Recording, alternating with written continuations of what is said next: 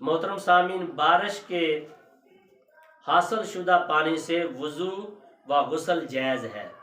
کیونکہ قرآن پاک میں اللہ تعالیٰ فرماتا ہے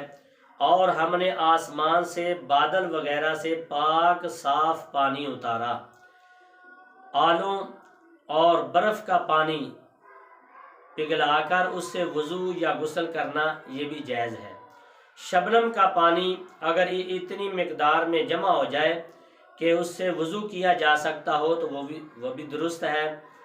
ایسے جانور کا پانی میں مر جانا جس کا خون نہیں بہتا، اس سے پانی نجس نہیں ہوتا، جیسے مچھر، مکھی اور بیڑ وغیرہ۔ البتہ ان کا مشروب میں گل مل جانا طبی طور پر مشروب ناپسند ہو جاتا ہے۔ پانی کے جانور جیسے مچھلی، مینڈک، کیکڑا وغیرہ پانی میں مر جائے تو پانی ناپاک نہیں ہوتا۔ محترم سامعین، الاصل بارش کا پانی، نمبر 2 سمندر اور دریا نہر کا پانی، نمبر 3 کنویں کا پانی، نمبر 4 برف کا پانی، بارش کے آلوں کا پانی، اور نمبر 6 چشمے کا پانی، تمام پاکیزہ حاصل کرنے کے لیے یہ جائز ہے۔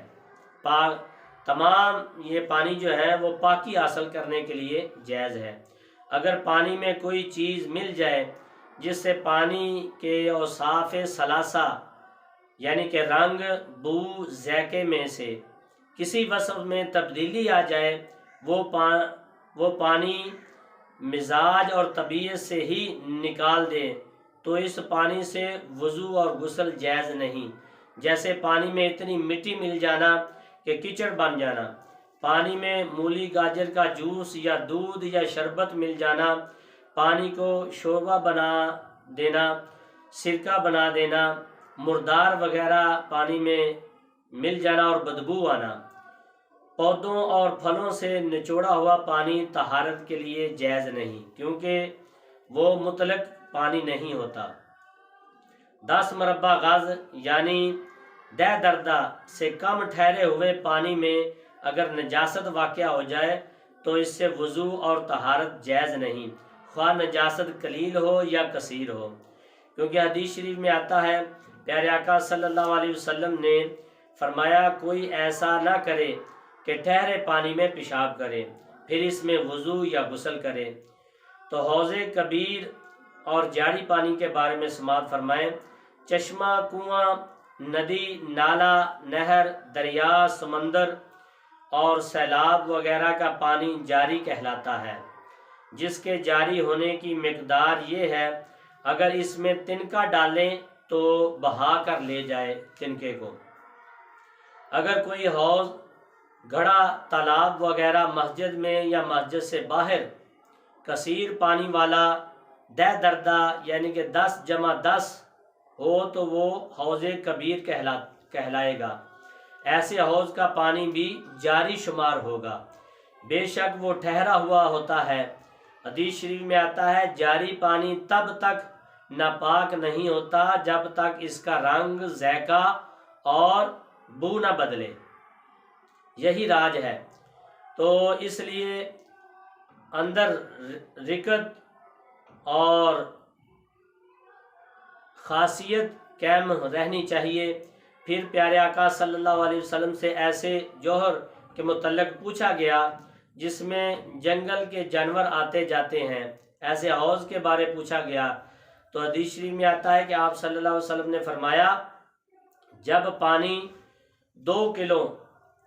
1 کلو 5 مشکوں کے برابر کی مقدار پہنچ جائے تو اسے کوئی چیز ناپاک نہیں کرتی، یعنی کہ 2 کلو پانی ہو تو 1 کلو جو ہے وہ 5 مشکوں کے برابر گنا جاتا، تو اس لیے فرمایا 2 مشکوں تک پانی پہنچ جائے کسی بھی حوض میں تو وہ ناپاک نہیں ہوتا۔ حوض سے مراد صرف وہ حوض نہیں جو مسجد میں بنایا جاتا ہے، بلکہ اس سے مراد ہر وہ گڑھا ہے جو 10 دردہ ہو۔ 10 دردہ کا مطلب ہے ایسا حوض جو لمبائی چوڑائی میں 10 جمع 10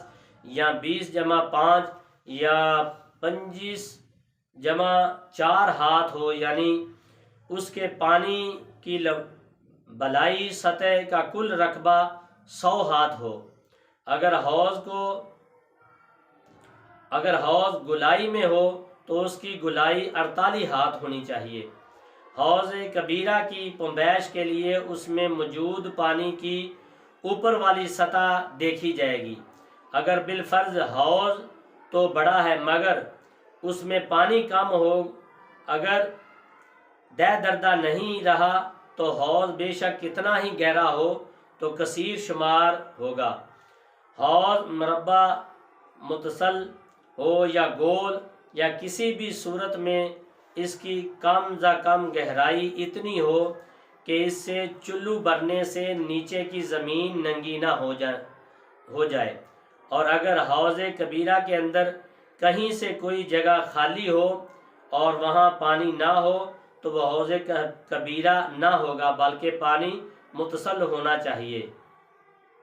حوض کبیرہ میں ایسی نجاست گر جائے جو دکھائی نہ دے، یعنی جیسے شراب یا پیشاب وغیرہ تو حرج نہیں، اس کی ہر جانب سے وضو جائز ہے۔ اگر دکھائی دینے والی نجاست یعنی جیسے پخانہ یا مردار وغیرہ گر جائے تو اسے ہٹا کر دوسری جگہ وضو کر لینا یہ بھی جائز ہے، کیونکہ حدیث شریف میں آتا ہے، صحابہ کرام فرماتے ہیں کہ ہم سفر میں ایک ایسے تالاب پر پہنچے جس میں مردہ جانور پڑا تھا، وضو کرنے سے رک گئے تو آپ صلی اللہ علیہ وسلم نے فرمایا پانی استعمال کرو، کثیر پانی میں کوئی چیز ناپاک نہیں کرتی، کثیر پانی کو کوئی چیز ناپاک نہیں کرتی۔ حوض کبیر میں گھاس یا کوئی کائی وغیرہ اگ جائے، اسے ہلانے سے ہل جائے یا اس میں درختوں کے پتے گر جائیں، بے شک ان سے کچھ مہک آنے لگے، بشرطے کہ پانی سے بدبو نہ آئے تو وہ پانی تب تک پاک ہے